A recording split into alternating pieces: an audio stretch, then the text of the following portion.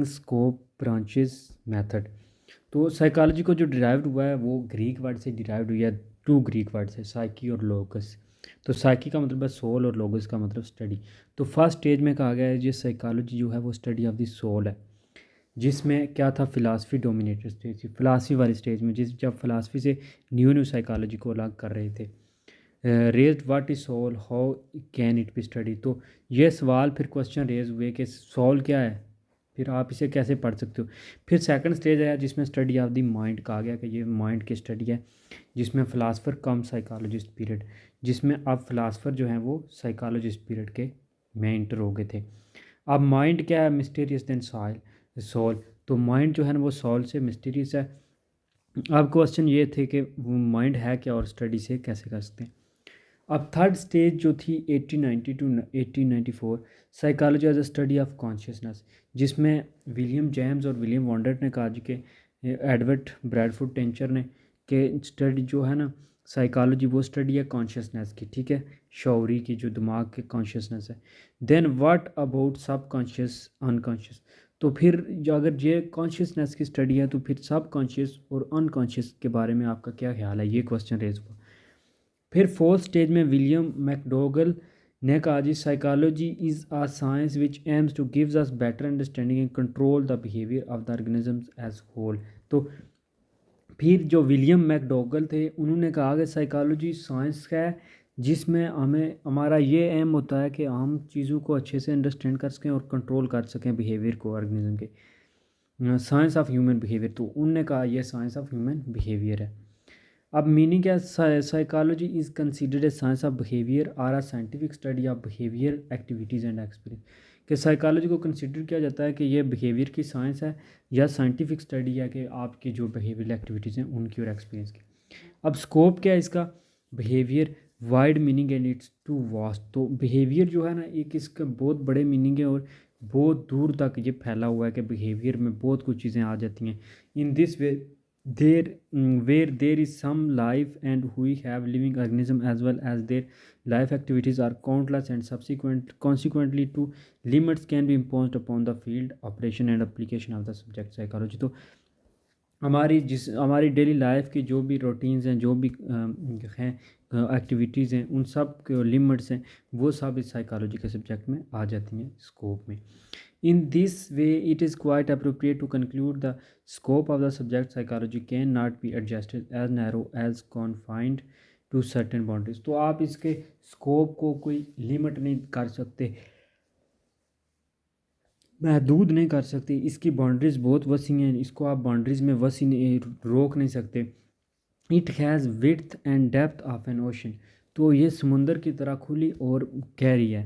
Hover for the sake of convenience it can be divided into certain branches and field. तो अपने फ़ायदे के लिए इसे कुछ ब्रांचेस और जो है ना वो फील्ड में डिवाइड किया गया है। ब्रांचेस ऑफ साइकोलॉजी, अब normal psychology, general psychology, behaviour psychology, biological psychology, cognitive psychology, comparative और cross culture psychology, developmental psychology, educational psychology, experimental psychology, forensic psychology, health psychology और personality psychology and social psychology. अब normal क्या है, study unusual pattern of behaviour, कि कुछ लोग जो है ना नॉर्मली लोग सेम किस्म का बिहेवियर करते हैं, कुछ लोग थोड़ा अजीब बिहेवियर करते हैं या वो मेंटली थोड़े डिस्टर्ब होते हैं या इस तरह, तो उसको कहते हैं अब नॉर्मल साइकोलॉजी। दूसरा जनरल साइकोलॉजी, जिसमें जनरल में स्टडी होती है ह्यूमन डेवलपमेंट की, उसके इमोशंस की, मोटिवेशन, मेमोरी वगैरह की। बिहेवियर में study of the behaviour of living organism. Biological में बायोलॉजी जो है यानी न्यूरोबायोलॉजी, जेनेटिक्स और डेवलपमेंटल मैकेनिज्म, बिहेवियर ह्यूमंस और नॉन ह्यूमन एनिमल्स वगैरह में। कॉग्निटिव में जो अटेंशन है, परसेप्शन, मेमोरी, लैंग्वेज, ये सब चीज़ें जो है ना वो स्टडी की जाती हैं। कंपैरेटिव में जो है ना रेफ़र किया जाता है scientific study of behaviour and mental process of non human animals specially as these relate to the phylogenetic history. तो यहाँ पे नॉन ह्यूमन जो है जानवरों में मोस्टली कंपैरेटिव साइकोलॉजी में स्टडी की जाती है। क्रॉस कल्चर, जिसमें डिफरेंट लोगों को आपस में जो है ना उनकी वेरिएबिलिटी, इनवेरिएंस और इस तरह कल्चर में देखा जाता है डाइवर्जेंस और फिर वेरिएंस। डेवलपमेंटल साइकोलॉजी में देखा जाता है कि कैसे चेंजेस अकर होती हैं from childhood, from first day to whole life of a human. Education psychology को हम अप्लाई करते हैं, ब्रांच ऑफ साइकोलॉजिस्ट का concern scientific study of human learning. फिर एक्सपेरिमेंटल में एक्सपेरिमेंट इन्वेस्टिगेशन करते हैं, स्टिमुलस कंट्रोल सिचुएशन में कैसे काम करती है। फोरेंसिक में हम देखते हैं कि क्रिमिनल जस्टिस सिस्टम में जो साइकोलॉजी का रोल है। फिर हेल्थ में हेल्थ के लिए जो लोगों को इलनेस हेल्थ केयर के लिए जो गाइडलाइन देते हैं। पर्सनैलिटी में पर्सनैलिटी ट्रेड्स लोगों की, उनके इंडिविजुअल पर्सनैलिटी डिफरेंस। फिर और कैसे जो है ना पर्सनैलिटी आप डेवलप कर सकते हो, इन्वेस्टिगेट करते हो इंडिविजुअल डिफरेंस में। सोशल में आप देखते हो लोगों के दरमियान कैसा इंटरेक्शन है, लोगों की पर्सनैलिटी पे, बिहेवियर पे दूसरे सोशल एनिमल्स का क्या, ऑर्गेनिज्म का क्या रोल है। साइकोलॉजी का मेथड इंट्रोस्पेक्शन यानी सेल्फ स्टडी करना, ऑब्जर्वेशन ऑब्जर्व करके, एनसीटोटल experimental experiment, case study case के और क्वेश्चनर मेथड क्वेश्चन करके। इंट्रोस्पेक्शन में आप क्या on consciousness thought and feeling के खुद को पढ़ना, खुद की जो है ना वो आप अपने बारे में सोच के अपनी वीकनेस अपनी स्ट्रेंथ को अलग करना मेंटल स्टेट में, ठीक है। ऑब्जर्वेशन मेथड में आप ऑब्जर्व करते हो चीज़ों को।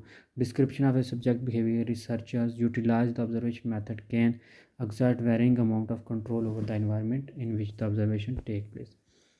Anecdotal method based on personal recollection of a case as opposed to specific empirically derived investigation, जिसमें आप खुद अपने इंटरेस्ट के लिए चीज़ें करते हो और उनमें से जो इन्वेस्टिगेशन करते हो। एक्सपेरिमेंटल में क्या है, involves manipulating one's variable to determine if change in one variable cause change in another variable. This method relies on control methods.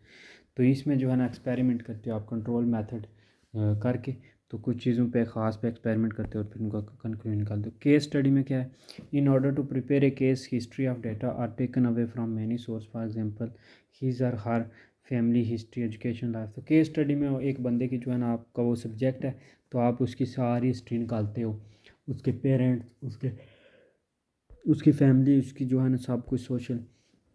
Questionnaire method में कुछ क्वेश्चंस होते हैं जिन क्वेश्चन को आप रिक्वायर लिखे होते हैं क्वेश्चन, तो आप उनको वो सर्वे करते हो, लोगों से पूछते हो और उसके बारे में इंफॉर्मेशन लेते हो।